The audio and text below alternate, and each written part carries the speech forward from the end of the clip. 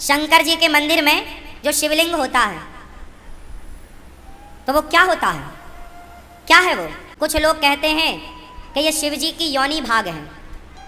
ये विचारधारा बिल्कुल गलत है। जो लोग ये मानते हैं वो शिव जी को जानते नहीं हैं। शिवलिंग, लिंग शरीर होता है। संस्कृत में लिंग शरीर का, संपूर्ण शरीर का नाम ही लिंग शरीर होता है। इस शरीर को लिंग शरीर कहा जाता है संस्कृत भाषा में। बात समझ में आई? संपूर्ण शरीर को, आपके शरीर को क्या बोला जाएगा? लिंग शरीर। तो जो शिवलिंग है, आपको दिखाते हैं आज शिवलिंग की स्थापना कैसे हुई थी और शिवलिंग की पूजा क्यों होती है, उस पर जल क्यों चढ़ाया जाता है। बहुत लोग विरोध भी करते हैं। एक किताब है अंध भक्ति श्रद्धा खतरा ए जान, और दूसरी मेरे पास है ज्ञान गंगा। दोनों में समानता क्या है? इन दोनों में समानता यह है कि दोनों का जो लेखक है वो रामपाल महाराज है। आप अपना फॉर्म भरते होंगे, उस फॉर्म में एक जगह लिखा होता है लिंग। क्या लिखते हैं उसमें? स्त्री या पुरुष, मेल या फीमेल, यही लिखते हैं ना। तो यहाँ जो मुझे समझ में आता है, क्योंकि संस्कृत भाषा थी, शिवलिंग मतलब शिव का वो रूप, वो स्वरूप, वो प्रतीक जो निराकार है।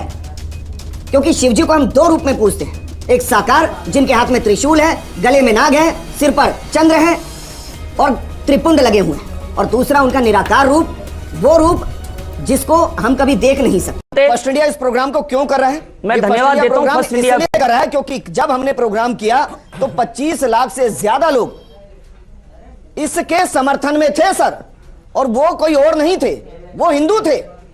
नहीं, यहाँ से मुझे इस प्रोग्राम को करना पड़ा कि भाई इस प्रोग्राम को करना जरूरी है। नहीं, हिंदू होंगे जो हिंदू तो कभी भी ऐसा नहीं करेंगे, क्योंकि हिंदू हैं वो जानते हैं कि महादेव की अर्चना पूजा और उसके बारे में पूरा पढ़ा लिखा है सबने, शिव महापुराण सबने सुनी है। ये जो पुराण इन्होंने लिखा है ये तो इनका अपना है। ये अन्य ही कोई लोग होंगे जो हिंदुओं के नाम से इस प्रकार से इनके पक्ष में खड़े होंगे। ये कुछ अज्ञानी लोग होंगे जिनको इन्होंने कुछ भ्रमित करके जो भी कुछ बता दिया समझा दिया वो होंगे।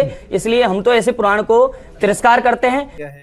ये पुस्तक है अंधश्रद्धा भक्ति खतरा ए जान। हमारे गुरुजी संत रामपाल जी महाराज जी ने ये टॉपिक दिया है कि शिवलिंग की पूजा कैसे हुई। शिवलिंग की पूजा अंधश्रद्धावान करते हैं, जो शर्म की बात तो है ही, परंतु धर्म के विरुद्ध भी है, क्योंकि गीता व वेद शास्त्रों में कहीं नहीं लिखी है। ये देख लो आप, ये जी शिव का लिंग गुप्त अंग का चित्र है, और ये स्त्री के गुप्त अंग का चित्र है जिसमें शिवलिंग प्रविष्ट है। ये स्त्री का गुप्त अंग है, ये पुरुष का गुप्त अंग है। इसी को शिवलिंग की पूजा कह के समाज में चलाया हुआ है। इस चीज का बहुत सारे अनजान लोग विरोध करते हैं कि संत रामपाल जी महाराज जी ने ऐसी बात क्यों बोली। आज आपको शिव पुराण से प्रमाणित करते हैं कि ये कथा किस प्रकार घटित हुई थी। ये देखिए, शिवलिंग की कथा आज आपको दिखाते हैं। Shiv Mahapuran, code number 2224, Gita press Gorakhpur, और ये द्वितीय खंड है। इसमें संस्कृत भी साथ में दी हुई है, तो आपको डिटेल में जानकारी मिलेगी। ये देखिए, इसमें 12 अध्याय है कोटि रुद्र संहिता का। हाँ जी। ऋषियों के अपने सवाल जवाब चल रहे थे, तो ऋषि बोले, आपने पूर्व में कहा था कि लोक में सभी जगह शिवलिंग की पूजा होती है। क्या वह लिंग होने के कारण ही पूजित है अथवा कोई अन्य कारण है? अच्छा। हाँ, और इसमें लिंग का अर्थ आपको बता दूं, जो ये लिंग का अर्थ पूछ रहे हैं वो गुप्त अंग ही है। आपको कथा में भी क्लियर हो जाएगा। ये देखिए, शिव जी का लिंग का तो एक चिन्हित माना गया, उनका एक प्रतीक माना गया, तो आप गुप्तांग कैसे बोल रहे हैं? आप पूरी कथा पढ़िए, आपको खुद ही समझ में आ जाएगा। आज तक नकली धर्मगुरुओं ने कथा छुपाई हुई है। ये देखिए, इसमें कोटि रुद्र संहिता में आप आइए, पेज नंबर आप आगे 237 पे। शिव वल्लभा पार्वती लोक में बाण लिंग रूपा कही जाती हैं। अच्छा। हे सूत जी, इसका क्या कारण है? इस विषय में आपने जैसा सुना है वैसा कहिए। अब सूत जी बोले, पूर्व काल में दारू वन में ब्राह्मणों के साथ जो घटना घटी उसी को आप लोग सुने। ये दारू एक वन का नाम है, उसमें ये कथा हुई। जो दारू नामक श्रेष्ठ वन है, वहां नित्य शिव जी के ध्यान में तत्पर शिव भक्त ब्राह्मण रहा करते थे। शिव जी के भक्त थे वहां पे। हे मुनीश्वरों, वे तीनों कालों में सदा शिव जी की पूजा करते थे और नाना प्रकार के स्तोत्रों से उनकी स्तुति किया करते थे। शिव जी की भक्ति करते थे पूरे दिन। ये शिव ध्यान में मग्न रहने वाले वे शिव भक्त श्रेष्ठ ब्राह्मण किसी समय समीधा लेने के लिए वन में गए हुए थे। वन में कुछ वस्तु लेने गए हुए थे। यज्ञ वगैरह में इनको वस्तुओं की जरूरत पड़ती है। इसी बीच उन लोगों की परीक्षा लेने हेतु साक्षात नील लोहित भगवान शंकर विकट रूप धारण कर वहां आए। शंकर जी वहां पे प्रकट हुए। अच्छा। अब देखना आप किस रूप में। वे दिगंबर, बिना कपड़ों के। अच्छा। हाँ जी, भस्म रूप विभूषण से विभूषित तथा महातेजस्वी भगवान शंकर हाथ में तेजोमय लिंग को धारण कर विचित्र लीला करने लगे। अपने गुप्त अंग को हाथ में लेकर शिवजी विचित्र लीला कर रहे थे। उन्हें देखकर ऋषि पत्नी अत्यंत भयभीत हो गई और अन्य स्त्रियां विह्वल तथा आश्चर्यचकित होकर वहां चली आई, शिवजी के पास आ गई जिस रूप में भी वो थे। कुछ स्त्रियों ने हाथ पकड़कर आलिंगन किया। कुछ स्त्रियां आपस में आलिंगन करने के कारण अत्यंत मोहविवल हो गई, वो आपस में चिपटने लगी। अब देखना आगे। इसी समय सभी ऋषि वर वन से समिधा लेकर आ गए और वे इस आचरण को देखकर उसे समझ नहीं सके और दुखित तथा क्रोध से व्याकुल हो गए। समस्त ऋषिगण दुखित हो आपस में ये कहने लगे, यह कौन है, यह कौन है। जब उन दिगंबर अवधूत ने कुछ भी नहीं कहा, शिवजी कुछ नहीं बोले। दिगंबर फिर लिखा है, देख लो, दिगंबर अवधूत मतलब बिना कपड़ों के थे। तब उन महर्षियों ने भयंकर पुरुष का रूप धारण किए हुए शिवजी से कहा, हे अवधूत, तुम वेद मार्ग का लोप करने वाले यह विरुद्ध आचरण कर रहे हो। भाई भगवान ने वेद ज्ञान देके सृष्टि में एक सभ्य समाज तैयार करवाया है, ठीक है, आप उसको मिटा रहे हो। क्यों बिना कपड़ों के घूम रहे हो, किसी की स्त्रियों के पास आ गए हो बिना कपड़ों के। अतः तुम्हारा यह विग्रह रूप लिंग शीघ्र ही पृथ्वी पर गिर जाए, तुम्हारे यह गुप्तांग गिर जाए, अच्छा कट जाए, एक तरीके से ये समझ लो, श्राप दे दिया। अच्छा सूत जी बोले, उनके ऐसा कहने पर अद्भुत रूप वाले उन अवधूत वेशधारी शिव का वह लिंग शीघ्र ही पृथ्वी पर गिर पड़ा। उनका गुप्तांग टूट के कट के गिर गया। यस, श्राप लग गया जी उनको, ऋषियों का। अब आप ये भी देख लेना कि क्या पूर्ण परमात्मा को किसी ऋषि का श्राप भी लग सकता है, तो यहाँ भी सिद्ध हो रहा है। तो नहीं लिख सकता है ये भगवान देखो, को। ये देवता है, इनको लग जाते हैं। अग्नि तुल्य उस महेश्वर लिंग ने सामने स्थित सभी वस्तुओं को जला डाला। अब क्योंकि ये एक देवता है, शक्तिशाली हैं, तो इनके लिंग में उस टाइम आग लग गई। ओहो, ये देखो, और चीजों को जलाने लगी। वह फैलकर जहां जहां जाता सब कुछ भस्म कर देता। वह पाताल में तथा स्वर्ग में भी वैसे ही गया, वह पृथ्वी पर सर्वत्र गया और कहीं भी स्थिर न रहा, क्योंकि एक देवता के शरीर का अंग था, ठीक है, किसी आम आदमी का नहीं था। तो इसमें अलग विचित्र लीलाएं होने लगी। सारे लोग व्याकुल हो उठे और वे ऋषिगण अत्यंत दुखी हो गए। हाँ, तब ब्रह्मा जी के पास गए वो सारे लोग। अच्छा। तब ब्रह्मा जी उनका वचन सुनकर उन श्रेष्ठ ऋषियों से बोले, ब्रह्मा जी बोले, हे ब्राह्मणों, आप लोग ज्ञानी होकर भी निंदित कर्म कर रहे हैं। अब आप ये देखिए कि जैसे मनुष्यों में भाई बंधुवाद चलता है, वैसे ही देवताओं में भी चल रहा है। अच्छा, ब्रह्मा जी ने अपने भाई शंकर जी का ही पक्ष लिया। उन ऋषियों को धमकाने लगे कि आप गलत काम कर रहे हो। जबकि आप खुद सोचिए कि शंकर जी जिस वेश में गए थे और जो लीला वहां पे कर रहे थे उनकी पत्नियों के साथ, वो कहाँ तक शोभा देती है। और यहाँ ब्रह्मा जी अपने भाई का ही पक्ष ले रहे हैं, तो ये पक्षपात ऊपर से ही चल रहा है जी। आइए आगे दिखाते हैं आपको। बहुत ठीक है। आप लोग ज्ञानी होकर भी निंदित कर्म कर रहे हैं, तो यदि अज्ञानी लोग ऐसा करें तो फिर क्या कहा जाए। इस प्रकार सदाशिव से विरोध करके भला कौन कल्याण की कामना कर सकता है। क्यों, इनको पता है इनके जो भाई हैं छोटे शंकर जी, वो क्रोधी हैं, तो कह रहे अब आपका कौन भला करेगा। यदि कोई मध्याह्न काल में आए हुए अतिथि का सत्कार नहीं करता तो वह अतिथि उसका सारा पुण्य लेकर और उस अपना सारा पाप देकर चला जाता है। फिर शिव के विषय में तो कहना ही क्या। अब आप देखिए, किसी के घर पे अतिथि आते हैं, तो क्या वो इस वेश में बिना कपड़ों के अतिथि आते हैं? नहीं, बिना कपड़े और के उनकी आते। पत्नियों के साथ ऐसी लीलाएं करते हैं? नहीं, बिल्कुल नहीं। तो ये ब्रह्मा जी अपने भाई का पक्ष ले रहे हैं और उन ऋषियों को धमका रहे हैं ये कह के कि तुमने अतिथि का सम्मान नहीं किया। ये तो अब ये सभ्य समाज को सोचना है कि ब्रह्मा जी की बातें कितनी शोभा दे रही हैं। सभ्य बात आगे नहीं देखिए है, जी। ये बात तो है। ये बात इस प्रकार आगे देखिए, ये कह रहे हैं, अतः जब तक यह लिंग स्थिर नहीं होता तब तक तीनों लोकों में कहीं भी लोगों का कल्याण नहीं हो सकता।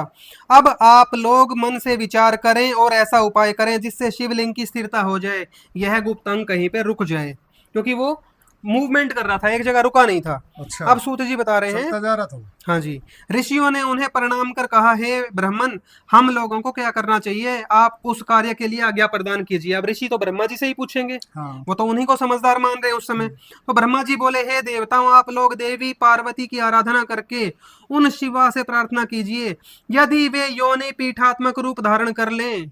योनि रूपा, देखिए जी, पार्वती जी अगर योनि रूपा हो जाएं, वो जो शिवलिंग के साथ स्त्री के गुप्तांग का चित्र था ना, हाँ। वो ये वाली कथा अब आप समझ पाओगे कि वो पार्वती जी के गुप्तांग को एक तरीके से दर्शाया गया है। यहाँ पे वो कथा पूरी हो जाएगी, तब देखना।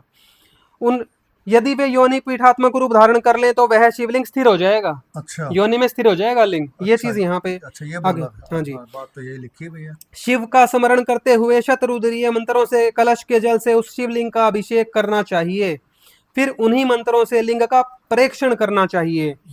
अब देखिए आप, मैं भी, मेरे घर के पास एक शिव मंदिर है, मेरे घर से 200-300 मीटर दूरी पे है। मैं बचपन से उसमें सेवा करने जाता था, शिवलिंग की खूब सेवा करता था। जैसे ही मुझे पता चला संत रामपाल जी महाराज जी के ज्ञान से कि मैं तो गुड्डे गुड़िये के खेल में लगा हुआ हूँ और मैं एक देव के प्राइवेट पार्ट की पूजा कर रहा हूँ जो कि शास्त्र अनुकूल नहीं है, नहीं, बात ये तो एक ठीक है। शर्मनाक पूजा है मेरे लिए। हाँ, बिल्कुल वही तो। उसके बाद मैंने तो छोड़ दिया, ठीक है। अब आप ये देखिए, लिंग पे जल क्यों चढ़ा रहे हैं लोग आज भी जाके। उस हाँ, समय उस लिंग में आग लगी हुई थी, अच्छा तो मंत्रित करके जल उस पे डाल के वो आग बुझाई गई ये थी। बात सही कही और आपने। आज तक लोग उस आग को ही बुझा रहे हैं क्या? बिल्कुल, ये बिल्कुल। चीज लोगों को यही- खुद विचार यही करनी महसूस है हो रहा है उस चीज़ कि पे। वो घटना उस स्थान पे उस समय हुई थी दारूवन के अंदर ऋषियों के साथ, हाँ। पर आज कहीं कोई आग नहीं लगी हुई। फिर भी ये धर्मगुरु हमें बताते हैं एक लोटा जल सब समस्याओं का हल, पाखंड में हमें फंसा रहे हैं। आगे पढ़िए आप कथा। भाई ये तो बात सही बताई आपने कि ठीक आज है, भी आग कहाँ लग जल रही है क्यों तो। चढ़ा रहे हैं देख लिया आपने। बिल्कुल। इसके बाद योनि रूपा गिरिजा तथा उत्तम बाणलिंग को स्थापित कर उस प्रतिष्ठित शिवलिंग को पुनः अभिमंत्रित करना चाहिए और कहें कि हे महेश्वर आप शांत हो जाएं। ये देख, हे ऋषियों, इस प्रकार का अनुष्ठान करने पर शिवलिंग अवश्य स्थिर हो जाएगा। ये उस समय की बात थी, ये भी ध्यान रखना। उस समय आग लगी हुई थी, तब जल डालने गए थे वो। फिर इस त्रैलोक्य में किसी भी प्रकार का उपद्रव नहीं होगा और सदा सुख होगा। सूत जी बोले, फिर वे ब्राह्मण तथा देवता पितामह ब्रह्मा जी को प्रणाम कर सभी लोगों को सुखी बनाने की इच्छा से उन शिव जी की शरण में गए। पहले तो इनको पता ही नहीं था कि वो जो बिना कपड़ों के जो पुरुष आया था उनकी स्त्रियों के साथ जिसने वो घटना करी, वो थे कौन। उन्होंने श्राप दे दिया। अब ब्रह्मा जी से उनको पता चला कि वो ब्रह्मा जी के छोटे भाई शंकर जी थे। हाँ, ये अब शंकर जी के पास गए ये लोग। उन लोगों ने परम भक्ति से सदाशिव की पूजा एवं प्रार्थना की। तब प्रसन्न होकर महेश्वर ने उनसे कहा, महेश्वर बोले, यदि यह शिवलिंग योनि पीठात्मिका भगवती महाशक्ति के द्वारा धारण किया जाए तभी आप लोगों को सुख प्राप्त होगा। हाँ, ये बिल्कुल सही शंकर बात जी है। भी क्यों यही ऐसा कह रहे हैं कि सिर्फ महादेवी पार्वती जी ही मेरे लिंग को धारण कर पाएंगी, और वो भी योनि में। ये देखो, आप समझ लेना इस चीज को, ये लिखा हुआ है जी। लिखा है तो बिल्कुल लिखा है। पार्वती के अतिरिक्त अन्य कोई भी मेरे इस स्वरूप को धारण करने में समर्थ नहीं है। उन महाशक्ति के द्वारा धारण किए जाने पर शीघ्र ही मेरा यह निष्कल स्वरूप प्रशांत हो जाएगा। ये शंकर जी ने भी सेम उनको बताया जो ब्रह्मा जी ने बताया था। देवताओं और ऋषियों ने ब्रह्मा को साथ लेकर पार्वती की प्रार्थना की और पार्वती तथा शिव को प्रसन्न करके पूर्वोक्त विधि संपादित कर उत्तम लिंग स्थापित किया। उसके बाद योनि में लिंग स्थापित किया, जो क्योंकि पूर्वोक्त विधि तो वही थी जो ऊपर बता दी गई है, वही विधि हुई। फिर देवताओं तथा ऋषियों ने धर्म की रक्षा के लिए शिव तथा पार्वती को प्रसन्न किया, तब यह क्रिया हुई। तब शिव जी प्रसन्न हो गए और जगदम्बा पार्वती भी प्रसन्न हो गई। इसके बाद उन पार्वती ने उस शिवलिंग को पीठ रूप से धारण कर लिया, योनि रूप से धारण कर लिया। हे द्विजों, तब शिवलिंग के स्थापित हो जाने पर लोगों का कल्याण हुआ और वह शिवलिंग तीनों लोकों में प्रसिद्ध हो गया। सही बात है भाई। ये तो अब भाइयों, आपने सोचना है ये चीज। बहनें भी जाती हैं मंदिरों में, जब उनको ये सच्चाई पता चलेगी कि वो एक देवता के प्राइवेट पार्ट का, गुप्त अंग का ही वहां पे पूजन करके आ रही हैं, तो उनको कैसा लगेगा।